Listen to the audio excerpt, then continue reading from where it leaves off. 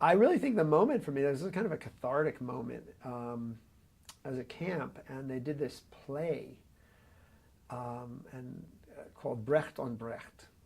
And Bertolt Brecht was a heavy guy, you know. He wrote amazing stuff. I mean, not only incredible political satire, but he took in the whole sort of tragedy of, you know, of Europe. I mean, he wrote Mother Courage was an unbelievable play about war, you know, and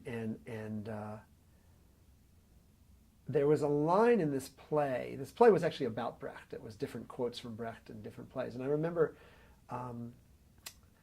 you know, the faculty did this play, and there was at the end of the play, it ended with this line, which was, "I feel like a man who carries a brick around to show the world what his town was like, what his house was like." That was it, yeah. To show the world what his house was like. And like in that line, I just heard like such incredible tragedy, you know? And, you know, he was describing Europe after the war and being a European. And he was really, I mean, he was speaking for himself. He was not Jewish.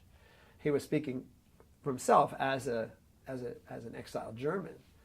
But it really spoke to me about the destruction of Europe and the destruction of Jewish civilization, and destruction of Eastern European Jewish civilization. And I was 16 or 17. I just remember I just broke into tears,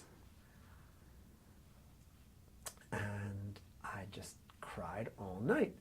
It had a big effect on me. You know, I was somebody, I was emotional. I mean, duh. I was very emotional anyway. But somehow that night, that experience really said to me, okay, so you're doing okay, and you have, you know, you got a fine life, but you got to do something about this. You got to do something about this. You got to, you know, man who carries a brick around to show the world what his house was like. Okay, so you got to build the house. You got to rebuild this house.